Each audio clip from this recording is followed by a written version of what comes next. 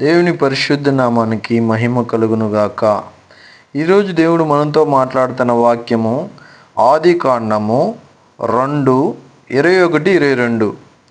అప్పుడు దేవుడైన యెహోవా ఆదాముకు గాఢ నిద్ర కలుగజేసి, అతడు నిద్రించుచున్నప్పుడు అతని ప్రక్కటెముకలో ఒక దానిని తీసి ఆ చోటును మాంసముతో పూడ్చివేసి, తర్వాత దేవుడు ఆదామునకు నుండి తీసిన పక్కటెముకని స్త్రీగా నిర్మించి ఆమె ఆదాము వద్దకు తీసుకొని వచ్చెను. జీవగల ప్రతి దానికి పేరు పెట్టుటకు ఆదాము ఆ దేవుడు ఆ సమయం ఆదాముకి ఇచ్చినప్పుడు చాలా అలసట, బలహీనంగా ఉన్న అలసిపోయిన ఆదామును గాఢ నిద్రలో దేవుడు పెట్టి ఆ పక్కటెముక తీసినట్లుగా, ఆ పక్కటెముక తీసిన తర్వాత ఆదాముకి ఏ నొప్పి కూడా లేనట్లుగా మనము ఈ ఉదయకాలము ధ్యానం చేస్తున్నాం. అవును, దేవుడు నిర్ణయించబోతున్న ఆ యొక్క ఆ శ్రమలలో గుండగా, ఆ యొక్క విధానములో గుండగా పెండ్లి కుమార్తె సంగముగా మార్చబడుట అనేది అది నొప్పిగా ఉండదు. దినచర్యలు, మన యొక్క అలవాట్లు, పద్ధతులు, వేషధారణ అంతట్లో కూడా నువ్వు దేవునికి అప్పగించుకోవటం చాలా బలహీనంగా ఎప్పుడు కూడా ఉండదు. అది గొప్పగా మనము మన యొక్క జీవితాలని సరిచేసుకునే విధానంలో దేవునికి దగ్గర అవుతున్నప్పుడు ఆ యొక్క అలసట, బలహీనత అనేది చాలా నెమ్మదితో కూడి ఉన్నట్లుగా మనకి కనబడుతున్నది. అవును, అసమాధిలో నిద్రించుట అని మనం చూస్తాం. ఆ గాఢ నిద్రించుచున్న ఆ సమాధిలో పరిశుద్ధులు, విశ్వాసులు, వారి కుటుంబాలు క్రీస్తునందు నిద్రించిరి అనే సమాధుల మీద రాయబడిన ఆ విధానం వాక్యములో మనం తేటగా చూసినప్పుడు, అవును, వీళ్ళకి మరణము లేదు, వీళ్ళు మరణముని జయించిన వారు, వీళ్ళు శ్రమల ద్వారా వారి క్రియల్ని బట్టి దేవునికి దగ్గరైన వారు, వీరికి యెరూషలేం, సియోన్, నూతన ఆకాశం, నూతన భూమి అనే గొప్ప కృప, కనికరం అనేది వీళ్ళ కోసం దాచిపెట్టబడి ఉంది. తీర్పులోనికి వచ్చేటప్పటికి ఇల్లు నిద్రించుచున్న వారిగా మనకు కనబడతారు. ఆ బూర మోగును రెప్పపాటున వీరి ఎముకలు మొత్తం కూడా అక్షయ శరీరం ధరించుకొని దేవుణ్ణి ఒక రెప్పపాటున మధ్యాకాశంలో ఉన్న దేవుణ్ణి ఎదుర్కోటానికి వెళ్ళిపోదు. దాని తర్వాతే బ్రతికున్న నువ్వు ఎదుర్కోటానికి అంతే.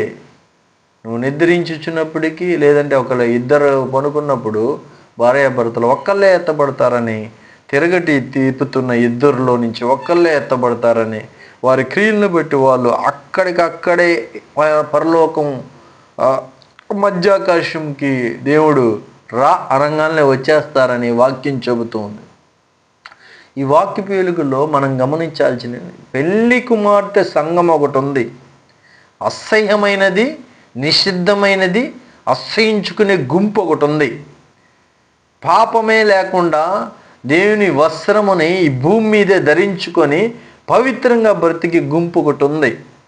వీళ్ళు రెప్పపాటునే దేవుడు అనంగానే లెగిచి పెళ్లి కుమార్తె సంఘముగా సిద్ధపడతారు. అయితే ఎప్పుడు ఇది?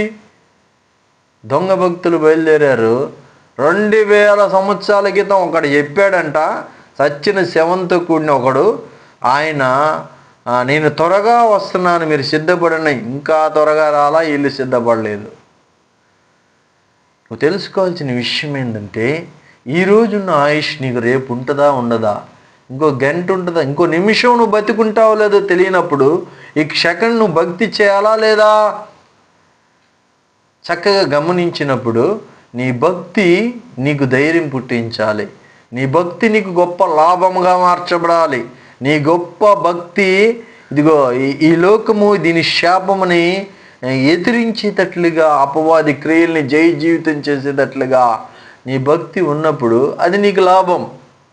అది కలంకమైన, మచ్చైన, ముడతైన అట్టిది ఏదైనా లేక మహిమ కలిగిన సంఘముగా ఆయన ఎదుట తనను నిలబెట్టుకోవాలని ఏర్పరచబడిన దేవుని బిడ్డలు భక్తి చేయాలి ఖచ్చితంగా. నీ భక్తి సంఘములో మోకాలేసి సంఘములో కనపడే భక్తి కాదు. నీ భక్తి వీధుల్లో మోకాలేసి ఆ గంటలు కొట్టే భక్తి కాదు. నీ భక్తి వ్యక్తిగత భక్తి అయి ఉండాలి. నీ క్రియల్ని చక్కగా పెట్టుకునే భక్తి అయి ఉండాలి. నీ యొక్క పనులు, నీ యొక్క అలవాట్లు, పద్ధతుల్లో లోపాలని కనిపెట్టే భక్తిగా ఉండాలి.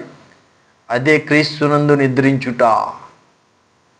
అదే నీ ప్రయాస నుంచి, నీ యొక్క ప్రయాసపడి భారం మోయుచున్న సమస్త జనులారా నా వైపు చూడుడి.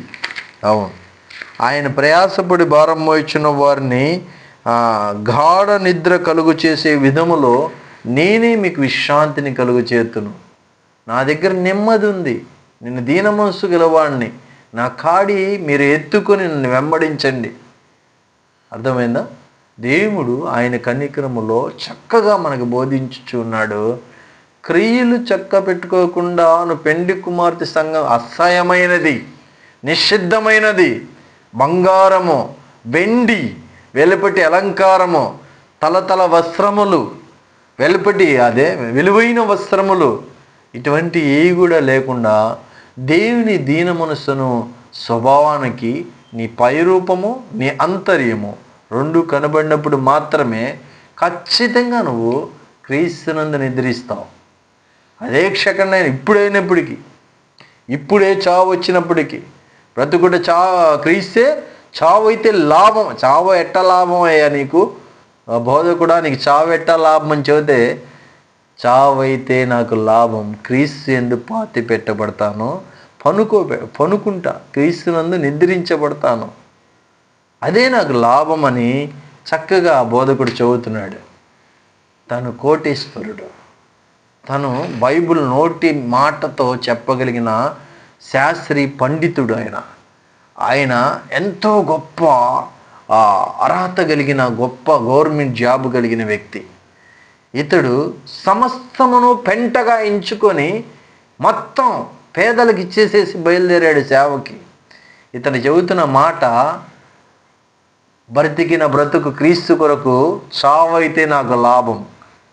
ఆ విధమైన కనికరము ఆ దేవుని దగ్గర నుంచి మనం కూడా పొందుకోవాలి. కొంతమంది ప్రయాసపడతారు. ప్రయాస ఎట్లా ఉంటుందంటే, ఖచ్చితంగా నాకు పరలోకం ఉందని చెప్పుకుంటూ తిరుగుతారు. దేవుడు చెబుతున్నాడు ఈ గుంపుతో, ప్రయాసపడుట వలన కాదు, నా కనికరము ద్వారానే నీకు పరలోకం ఉంటుంది.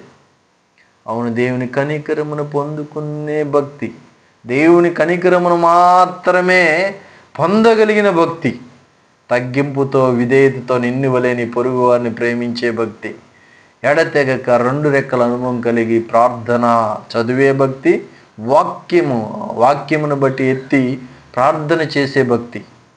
ఈ రెండు రెక్కల అనుభవంతో మనము ఈ దినము దేవుడు మాట్లాడుతున్న వాక్యపు వెలుగులో మన జీవితాలను సరిచేసుకుందాం. ఈ కొద్ది మాటలు దేవుడు దీవించుగాక. అప్పగించుకోండి. ఖచ్చితంగా వాక్యమును బట్టి తీర్మానం చేయాలి. వాక్యమును బట్టి మనల్ని మనము ఈ క్షణం పరిశోధించుకోవాలి. దేవుడు సహాయం చేయనట్లుగా ప్రతి ఒక్కరు అప్పగించుకోండి.